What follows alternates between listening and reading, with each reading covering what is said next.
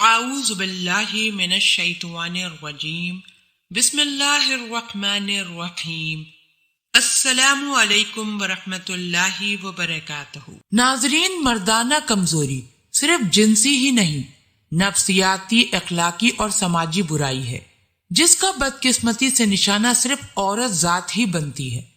مرد حضرات کی بہت بڑی اکثریت میں سوچ کی اس مردانہ کمزوری کا مرض پایا جاتا ہے، اور تشویشناک بات یہ ہے کہ ایک بہت بڑے طبقے کو یا تو اس کمزوری کا احساس نہیں ہوتا، یا اگر علم ہوتا بھی ہے تو اس مردانہ کمزوری کو تسلیم کرنا اپنی تذلیل تصور کیا جاتا ہے۔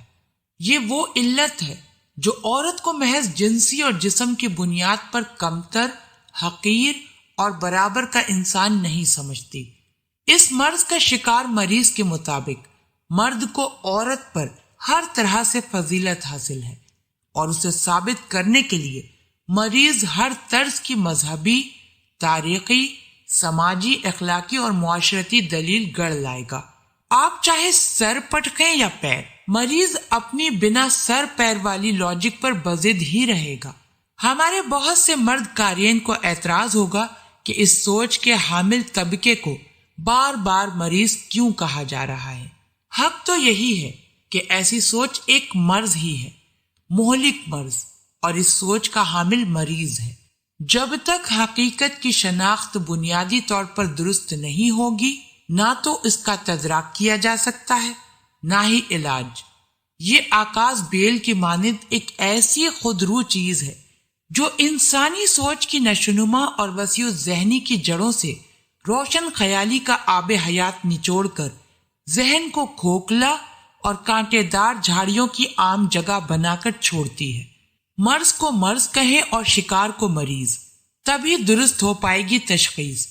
یوں سچ کہیں تو اس مردانہ کمزوری کا علاج تو حکیم لقمان کے پاس بھی نہیں تھا، لیکن اب چونکہ زمانہ اور سائنس دونوں خوب ترقی کر چکے ہیں، لہذا قوی امید ہے کہ جدید طریقہ علاج سے اس مردانہ مرض کا درست اور تسلی بخش علاج آہستہ آہستہ ہی صحیح مگر ممکن ضرور ہے۔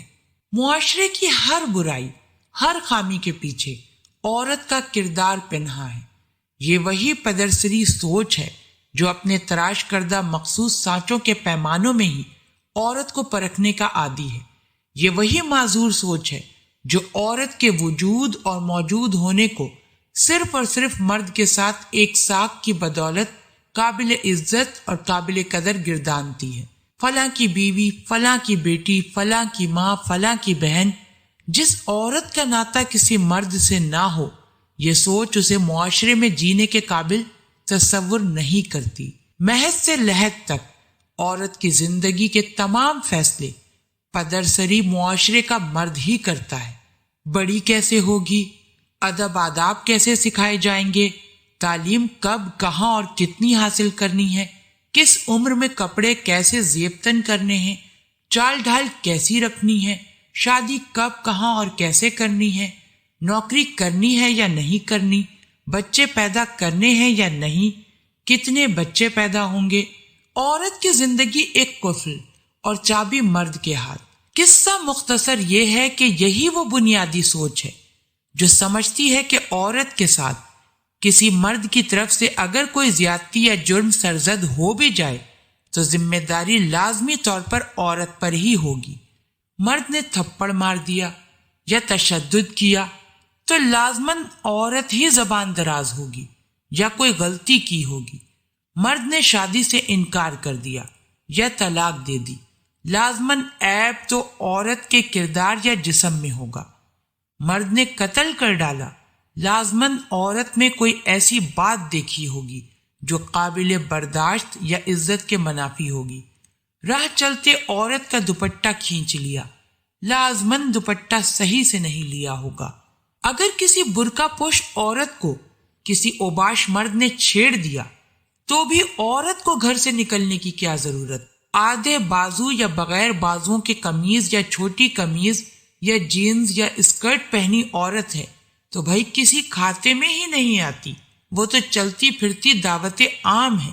ایسی عورت کے ساتھ کوئی جرم زیادتی ہو جائے تو ہونا ہی تھا، چھوٹی بچیوں، بوڑھی عورتوں، قبر کے مردہ عورتوں کے ریپ اس لیے ہوتے ہیں کہ نوجوان عورتیں فحاشی پھیلاتی ہیں اور مرد کے پاس ٹیمپٹیشن کا بہاؤ نکالنے کا کوئی اور راستہ ہی نہیں بچتا۔ یہی مردانہ کمزوری ہے۔ چھوٹی عمر کے لڑکوں کے ساتھ بھی زیادتی اسی وجہ سے ہوتی ہے۔ یہی مردانہ کمزوری ہے، اور اسی مردانہ کمزوری کا ذمہ دار اور نشانہ عورت ذات کو ٹھہرایا جاتا ہے۔ یہی وہ سوچ ہے جو مردانہ کمزوری ہے، اور وقت آ گیا ہے کہ اس کا درست علاج کیا جائے۔ ایسی سوچ کے حامل کو مریض اور اس سوچ کو مرض سمجھا جائے۔ ایسی سوچ پر عمل کرنے والے کو مجرم اور جرم کی یقینی اور بھرپور سزا دی جائے۔ مذہب پر عمل کرنے سے اگر ایسے واقعات کی بے یقینی ہوتی ہے تو مساجد، مدارس اور چرچ میں زیادتی کے واقعات صفر ہوتے۔ مذہبی تعلیمات مکمل پیکج کا محض ایک حصہ ہے۔ گھریلو، تعلیمی، سماجی، اخلاقی اور معاشرتی تربیت، اور سب سے بڑھ کر جرم کو جرم کہنا، مجرم کو ذمہ دار کہنا اور جرم کی یقینی اور بھرپور سزا ہی اس مردانہ کمزوری کا درست علاج ہے۔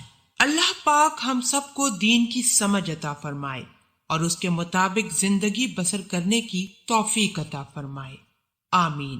آپ ہمارے چینل کو ضرور سبسکرائب کر لیں۔ سبسکرائب کے ساتھ ساتھ ہماری ویڈیو کو لائک بھی کر دیں۔ اللہ پاک آپ سب کو اپنے حفظ و امان میں رکھے، آمین۔